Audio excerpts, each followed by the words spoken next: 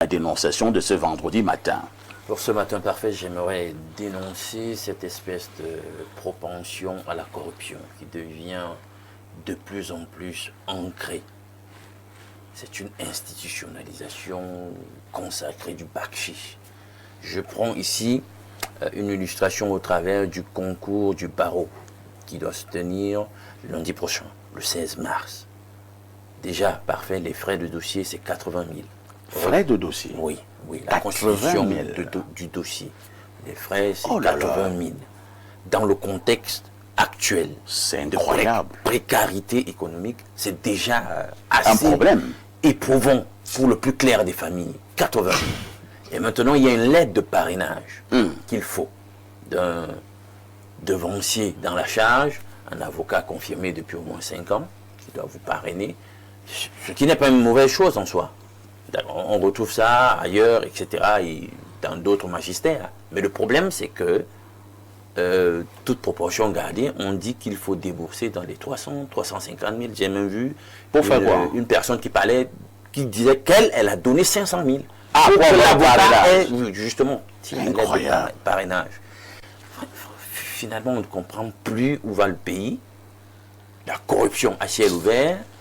Et tel que c'est parti, je pense qu'on est en train de mettre sur le carreau les familles démunies qui, même si il venait arriver qu'elles aient quelques enfants brillants, ne pourraient pas forcément avoir 500 000, 350 000, 400 000, en plus des frais que je viens d'évoquer, à donner pour que l'enfant postule à ce concours. Je pense qu'on est en train de créer une polarisation extrêmement inique de notre société. Le Cameroun va de plus en plus dans la dynamique d'une plutocratie, mais alors la plus crasse possible. Et c'est ce que je dénonce ce matin. Merci pour cette dénonciation. C'est vrai que je prends habituellement le tronçon au Lézois. Depuis pratiquement 4-5 jours, ils sont entassés là-bas. Quand vous arrivez, vous pouvez d'abord croire qu'il y a un mouvement d'humeur. Je suis passé encore là hier vers 23 h. Ils étaient encore là en route.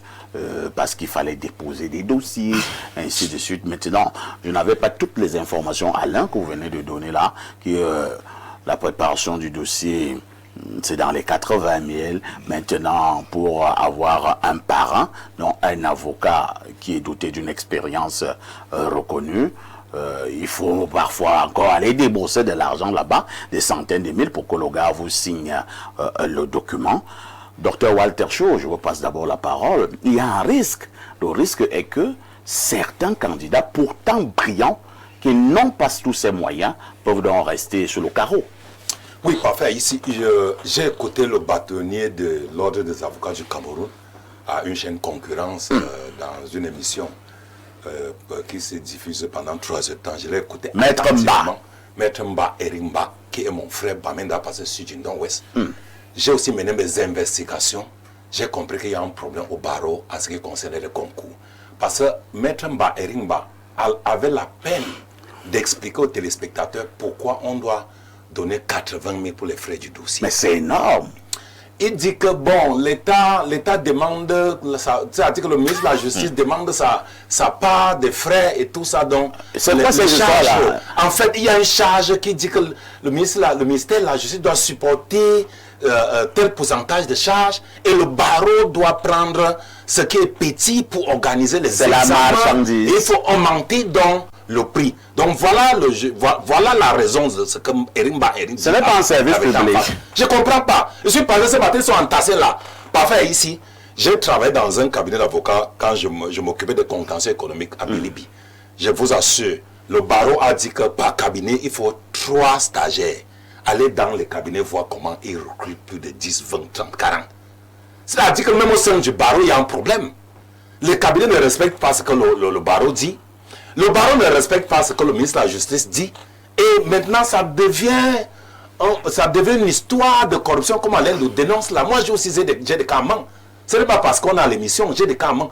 Le dernier concours là, j'ai eu un candidat qui voudrait candidater pour Bah, il m'a dit qu'on lui a demandé 2 500 000. 2 500 000. Bien sûr. Oh là là. Oh là. Bien sûr. Attends, vous êtes sérieux là? Bien sûr. Mais Oh mon là frère, est-ce que là. je vous dis la vérité? Cette histoire n'est pas claire. Je suis passé ce matin. Combien de diplômes qu'on délivre à des étudiants au Cameroun? C'est plus de 60 000 par an. Si on dit maintenant que bon, concours du barreau, les stagiaires, 350 000 lettres de parrainage, même pour voir même le parent, ce n'est pas facile. Parfait, ici, je vous explique comment ça se passe. Une fois que vous avez payé les 80 000 pour les frais, maintenant la lettre de parrainage, il faut aussi trouver le bon couloir. Et le bon couloir est financé. Ah bon? Oui. Avant même d'entrer dans les 350 000, il faut d'abord payer le couloir pour qu'on vous mette donc en contact du parrainage. C'est une mafia. Multipliez les 80 000 là, fois le nombre des enfants qu'on voit déposer partout. C'est des milliers. C'est des milliers. Et maintenant, il y a certains qui quittent le barreau. Moi, je ne veux pas appeler les noms ici parce que je ne veux pas tomber sur le coup de la diffamation. Mais il y a certains cadres du barreau qui quittent le barreau pour un problème de gestion financière du barreau. Moi, je vous ai dit que moi, je suis expert de technicien criminel. Je suis les dossiers au CED, au parquet, à la cour d'appel, à la cour suprême. Je vois ce que les avocats font. C'est terrible. Ce n'est pas sérieux.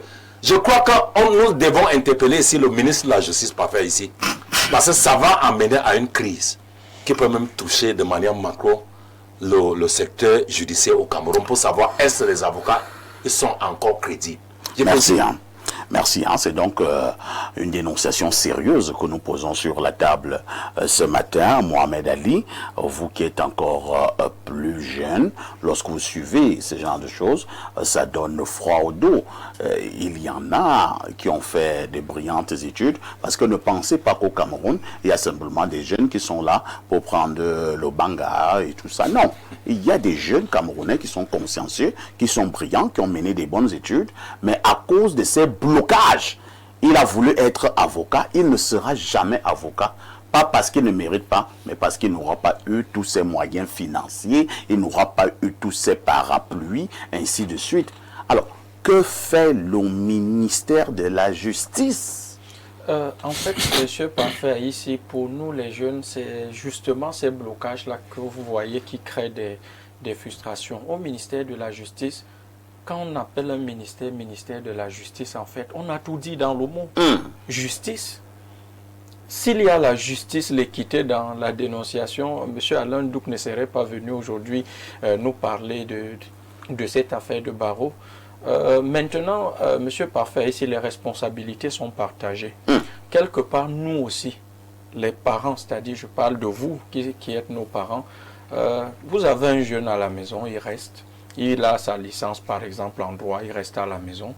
C'est le jour qu'il y a le concours au barreau que vous commencez à chercher un parent. Et vous êtes à la merci. Puisque M. Chowal Tessa parlait tout à l'heure de 10 stagiaires dans un cabinet d'avocats. 3. Normalement, c'est la norme. La norme, c'est 3. Mais on se retrouve avec 10. À 10, 20. Ça veut dire que si moi, jeune journaliste que je suis, Monsieur Parfait, il doit me parrainer. Il y a votre image que vous engagez. Tout à fait. Perfecto, c'est perfecto qui reçoit les prix tous les jours. Ça veut dire que si vous prenez Mohamed Ali, vous décidez de me tutorer, il s'en va de votre image. C'est vrai. Alors cet engagement fait en sorte que Monsieur Parfait, ici, ce n'est pas n'importe qui dans le monde des médias. Pour que vous vous engagez, si vous doutez de mon niveau, vous allez demander une compensation. Ça, c'est l'esprit du Camerounais. Moi, je pense que M. Parfait, ici, ce problème qui est dénoncé se retrouve dans tous les domaines de la vie. Aujourd'hui, si vous allez dans nos grandes écoles, vous avez plus d'enseignants envoyés par les parents que des enseignants par vocation. Si ces jeunes, pour la plupart, étaient dans les cabinets d'avocats, ils n'auraient pas eu ce problème. Maintenant, moi, je pense que le problème, il est structurel. 80 000 quand même.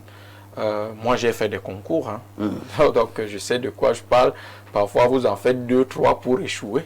Donc, si vous mettez 80 000 pour une famille moyenne, 3 fois 4 fois 5, cela devient c'est un budget annuel. C'est un budget annuel. Si un parent a 5 ou 6 enfants qu'il veut situer, ça devient pesant. Mais moi, je me demande, M. Parfait, ici, la question ici, c'est pourquoi on doit payer 80 000 pour accéder au barreau?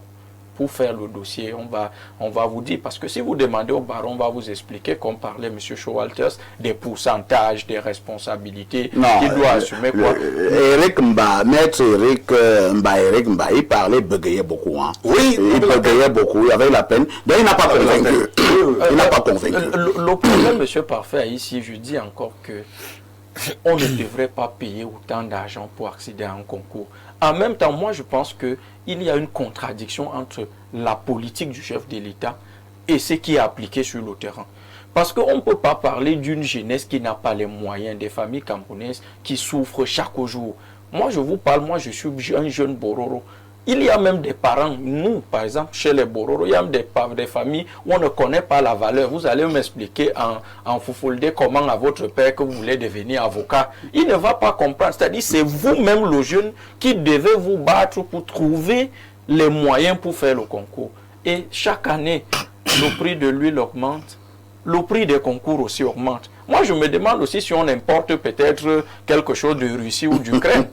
C'est quand même un... Pour venir faire les concours. Pour venir faire les concours. Monsieur Parfait, Merci. ici, quelque part, on devrait simplifier ces choses. Moi, je pense même qu'il y a des concours qu'on devrait faire sur l'honnête. Merci. Hein. Monsieur Fabrice Mvando, et il y a même d'autres... éléments, nous n'irons pas en détail parce qu'on sommes en télévision, parce qu'à partir du moment où trouver un parent devient très complexe, imaginez donc un autre trafic même qui peut s'imposer. C'est-à-dire que moi j'ai pitié de certaines filles qui sont candidates à cette affaire. Alors, le parent devient donc comme son demi-dieu, il veut lui dire, bon, ma fille, on fait comment? On fait comment? Faut bien me parler. Il faut bien me parler. Je te trouve très jolie là, on fait comment? Vous voyez comment on peut exposer les candidats et les candidates. Alors, monsieur Parfait, ici, Oui. écoutez, nous, lorsqu'il y a un phénomène comme celui-là, et là, je vais un peu avoir une tonalité philosophique, un regard de philosophe sur la question. Il y a le phénomène.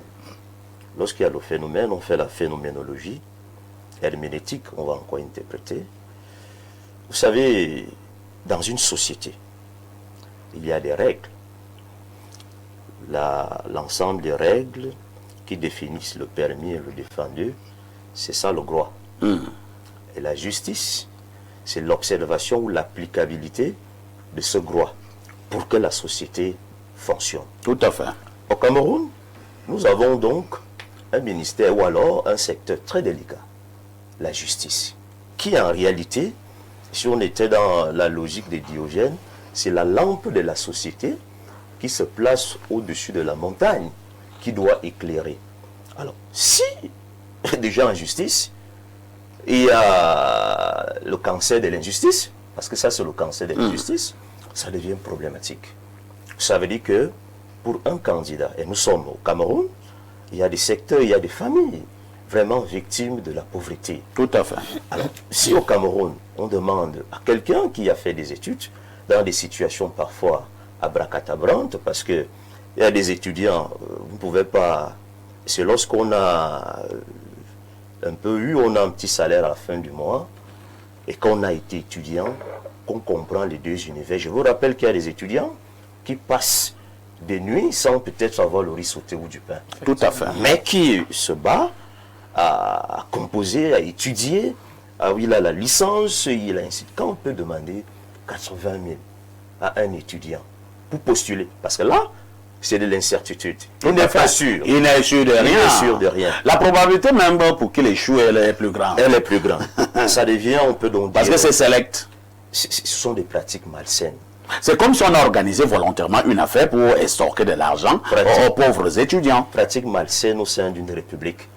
La république, lorsque on tient compte du droit, il faut aussi tenir compte de l'équité, donner la possibilité, la chance à tous les Camerounais. Et comme le disait un panéliste, sera rarement en compte courant avec la politique du président de la République. Au lieu de promouvoir les jeunes, il y a donc parfois des politiques qui visent même à cancériser la promotion des jeunes. Et comme vous l'avez souligné, les jeunes dames deviennent donc parfois plus victimes. plus vulnérables. Et quand M. Alain donc parlait de l'institutionnalisation de ces pratiques, il n'a pas tort. Parce que nous sommes parfois dans la haute administration. Il y a, lorsque vous suivez certains dirigeants, vous suivez certaines personnes, ils paraissent bien en public, ils vont vous... Puisque lorsque vous n'avez pas de preuves, ils vont vous demander, bon, prouvez-moi que je prends 2 500 000 à un étudiant qui veut postuler. Mais, au fond, il y a ces pratiques parfois existent. Et nous voulons donc dire que les Camerounais donnons la possibilité à la jeunesse. Il ne faut pas tuer la jeunesse.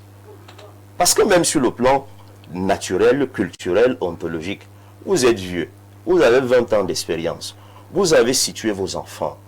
Lorsque vous ne voulez pas, vous ne donnez pas la possibilité à un autre jeune, dans une famille, je vous rappelle qu'il y a des contrats de 15 km, et il y a peut-être un seul étudiant qui a la licence. Ouais.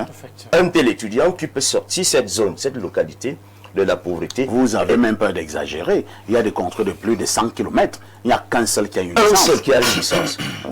Un tel candidat, un tel citoyen, qui, et parfois il a cette licence, comme on peut dire au quartier, de manière césarienne sur le plan pratique, oui. C'est-à-dire, il quitte de la ville avec sa part d'arachide, du village avec sa part d'arachide, il s'installe en Guekele, il va coacher avec quelqu'un, ou alors à soi, il a cette licence. Lorsqu'on lui demande 80 000 pour le dossier, 300 000 pour le parrainage, et puis, bon, peut-être pour nourrir l'espoir, on lui dit, il faut 2 500 000. Monsieur Parfait, ici, c'est suicidaire. Il ne faut pas tuer la jeunesse. Merci, hein, Monsieur Mvondo. C'est suicidaire. Il ne faut pas tuer la jeunesse. Docteur Oleme, il y a des métiers dans la vie. Je ne vais pas dire qu'il y a des métiers qui ne sont pas importants, mais dans bon nombre de pays, et je présume que c'est le cas du Cameroun, le métier d'avocat est un métier noble. Alors, si à l'entrée, pour devenir avocat, vous êtes déjà passé par ces étapes, il faut aller donner de l'argent là-bas, il faut aller corrompre là-bas, ce sont des jeux à la tête pour avoir un parrain, tel jeune candidat est obligé de faire des choses bizarres au bureau avec celui qui doit la parrainer. Vous pensez qu'à la fin, si jamais même vous êtes retenu, vous pourrez être un bon avocat ou bien une bonne avocate? Non, pas du tout. Non, c'est pas possible. En fait, le problème n'est pas tout simplement au niveau de ce corps judiciaire, dont les avocats, l'avocature. Mais comme c'est le cas de la dénonciation ce jour, nous autres, je suis votre aîné, donc on a des avocats pour nos familles, nos dossiers. Autres. Tout à fait. Mais c'est dommage d'entendre cela. Oui, parce que si déjà, moi je peux avoir un avocat de service et observer que c'est un monsieur qui certainement également peut avoir 45, 50 ans et plus, et il n'est pas assez professionnel. Vous voyez? Ça veut dire qu'il y a des problèmes à la base, très tôt. Et on tue la jeunesse. Moi je dis on tue la jeunesse, c'est déplorable. C'est très déplorable. Et comment faire? C'est ça, chaque jour. Hein? Il y a des dénonciations, on se plaint Vous êtes pour tel corps. Les jeunes, nous qui avons nos enfants. Passe le temps à pleurnicher. Oui, c'est ça, tous les matins. Moi, je dis, attends, il n'y a pas de changement. Et ça, non, parlons comme ça, il nous regarde avec oui, effectivement. Oui. Et il me regarde, il rit. Parce que comment on peut demander pour un concours d'élèves avocats 80 000? Moi, je comprends. On posera la question. C'est le concours de quoi? C'est pas possible. On se comprend bien. Et vous dites même que le barreau est passé, il n'arrive pas à expliquer, justifier les 80 000. Mais attendez, et le ministre également, c'est compliqué. Oui, et si c'était même sûr de... Vraiment, c'est compliqué pour la jeunesse et pour notre pays. 80 000, c'est non. Alors, le problème, c'est quoi? Est-ce qu'il faut continuer à dénoncer sans résultat? Bon, moi, je peux vous poser la question. Vous, les journalistes. Non, mais le journaliste... Pourquoi vous n'êtes pas écouté? Son rôle, il joue son rôle, c'est ça, dénoncer. C'est parce qu'ils sont... Même s'ils ne nous écoutent pas, nous allons... Et ils sont têtus. Ils sont têtus. Je pense qu'il faut peut-être, n'est-ce pas, il faut peut-être un forum, un débat quelconque national de dénonciation. On n'a pas besoin de ça. Même le ministre, le garde des Sceaux sur... Il faut voir avec le Premier ministre. Hein, demander qu'il y ait ce débat-là, que nous dénonçons chaque jour, mais vos ministres ne changent pas ou bien les services publics ou bien... Et voilà pourquoi, sans justifier quoi que ce soit, docteur, à force de dénoncer, et certains ont l'impression que rien n'avance, ils trouvent pas moi des méthodes fortes pour se faire maintenant entendre. Vous suivez mon regard. Alain Doc, nous dénonçons encore ce matin. Toi et moi, nous pleurnichons ici tous les matins. Nous dénonçons A, nous dénonçons B. Et certains ont l'impression que rien ne bouge. Ce matin, le cas des avocats nous interpelle de manière fondamentale. Que fait l'ordre gouvernant? Pourquoi cet état de choses? Parfait. Je ne sais pas si cette dénonciation a quelque chose à voir avec mon humeur de ce matin, mais je dois avouer que je suis particulièrement bouleversé. Je pense que c'est le symptôme d'une république qui finalement est une kakistocratie. Et ça, même sur la question et la perspective de l'éthique, des valeurs. Parce qu'on dit aux gens que non, on ne peut pas construire un grand pays en bottant en touche des valeurs. Ils ne comprennent pas ça. Cette psyché focus sur les problématiques d'argent, posséder, accumuler, voilà où ça nous mène. Par ailleurs, on ne peut pas dédouaner l'ordre gouvernant dans ce qui est en train de se passer. Ah ben non. Comment c'est de la cause à effet. Hein. C'est de la cause à effet. Si vous dites que vous combattez la corruption, on doit avoir des mécanismes qui permettent non seulement d'endiguer le phénomène, on doit voir un dispositif de coercition sérieux, on doit voir comment les institutions créées pour lutter contre le phénomène s'épanouissent. On leur donne les moyens et les outils pour qu'elles sévissent de la manière la plus stricte possible contre la corruption. Ça fait beaucoup d'années qu'on parle de la Commission nationale de lutte anticorruption et on voit que chaque année, elle-même vient nous dire que l'affaire ne fait qu'aller de façon exponentielle. Elle-même, et on les paie. Elle-même est-elle exemple de tout reproche? Elle-même, on les paie. Où est-ce qu'on en a de 4 véhicules? Voilà, sur des affaires de malgouvernance, etc. C'est dangereux, ça veut dire que la société est en train d'aller à volo. Mais ce que je veux dire parfait, pourquoi je disais que cette dénonciation particulièrement m'interpelle et me fait mal, parce que, vous savez, j'ai lu quelque part que le métier de l'avocature a une dimension quelque peu sacrée. Parce que ce n'est pas pour rien qu'on les voit historiquement porter cette espèce de toge noire qui rappelle... Ça, une signification. Oui, dans les premières heures, certains pasteurs portaient justement une toge noire. Donc il y avait un rapprochement magistériel qu'on faisait entre l'avocature et la pastorale. Pastorale entendu comme un ministère des opprimés, des personnes faibles, des personnes les plus démunies, fragiles de la société et qui avaient donc besoin d'une défense. Alors comment ceux qui sont donc historiquement, de par leur ministère, supposés être l'encadrement, les avocats des faibles, se retrouvent dans une posture où ils les rançonnent aujourd'hui. Et ils ne jurent que par l'argent. Comment vous allez défendre le faible si vous êtes déjà tellement avide, cupide de cette façon? C'est systématisé. C'est comme ça maintenant que ça fonctionne. Toutes les institutions, tous les magistères sont totalement essorés de leur véritable substance. On n'a qu'une bande de personnes prêtes à se coucher, prêtes à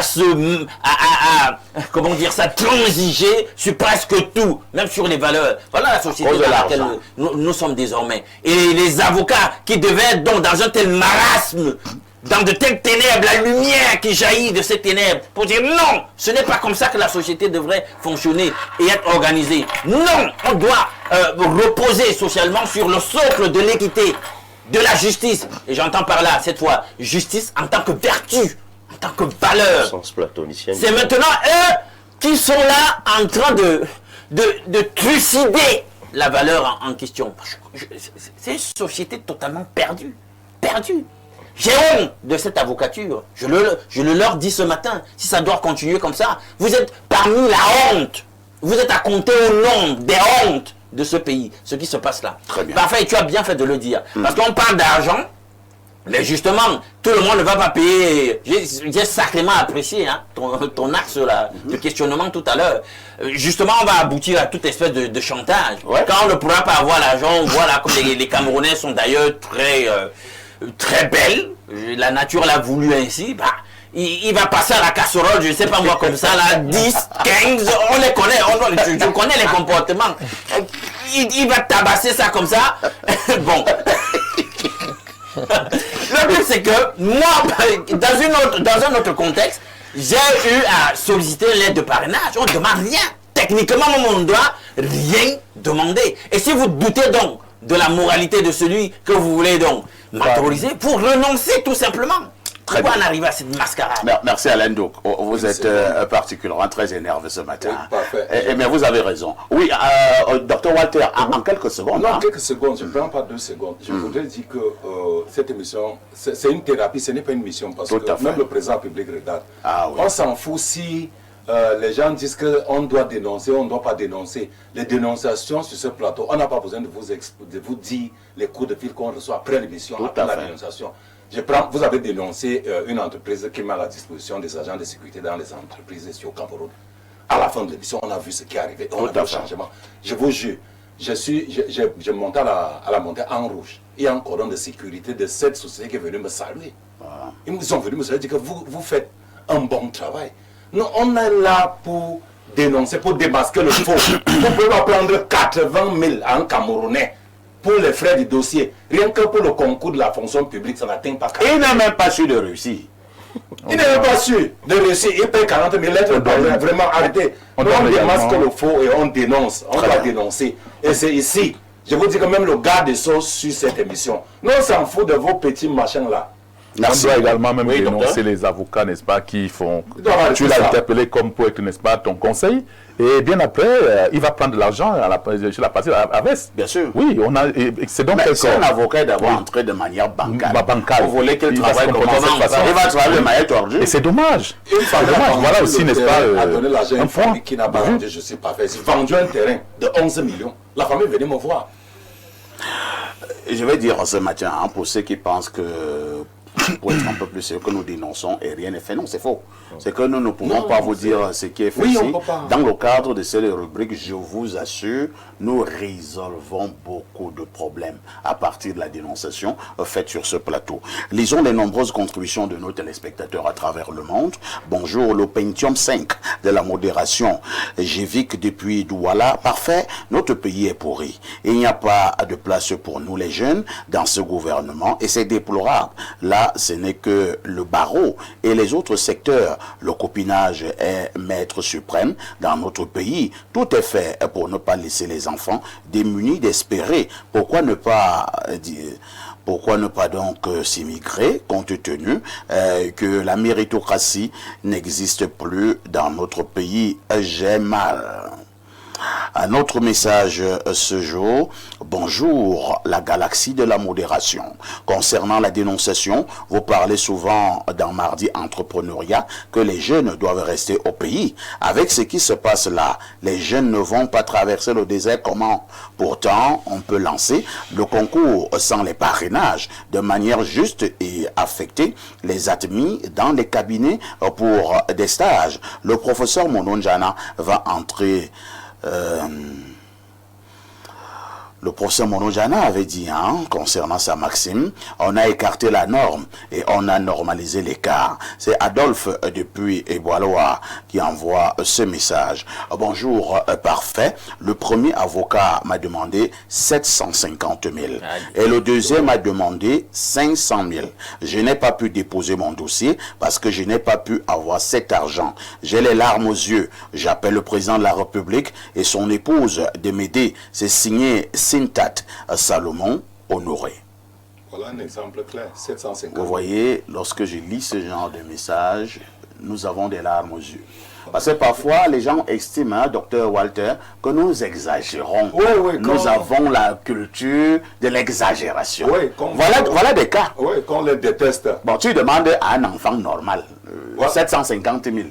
Même s'il cherche même à voler, il va même aller voler où? Voici un indice. À partir de ça, on peut même saisir le barreau du Cameroun au tribunal. 750 000, c'est pas bon. Un autre message ce matin. Bonjour, parfait. La majorité de nos dirigeants sont méchants et de mauvaise foi. Quand l'argent contrôle déjà nos consciences, ça veut tout simplement dire que notre société sombre dans l'extinction et d'une aliénation inouïe. Abimte, Guy depuis Mbankomo. Un autre message ce jour. Bonjour, monsieur Parfait Aïssi. Merci à Alain Douk pour cette dénonciation. C'est le propre des Camerounais dans plusieurs secteurs d'activité. En thèse de doctorat, les étudiants sont obligés de faire des pieds et des mains pour pouvoir avancer dans leurs travaux parce que le directeur de thèse attend une motivation de son étudiant qui peine à vivre. Pendant 7 ans, ton directeur te tourne au point où tu es prêt à abandonner. Le pays tue vraiment les jeunes. Un autre message ce jour, rapidement sur Espace Miné. Je vous amène au 212. C'est un message qui nous vient du Maroc. Bonjour, parfait Aïssi, l'un top de la modération. Parfait. Aujourd'hui, ça fait 1 an, jour pour jour, que le CNC t'avait sanctionné l'an dernier à cause de l'histoire de bandit de Elimbi Lobela. Donc, joyeux anniversaire. Regarde du Maroc, ce n'est pas sérieux. J'avoue que moi-même, je ne me rappelais plus. Non, ce n'est pas un joyeux anniversaire. Non, c'était triste.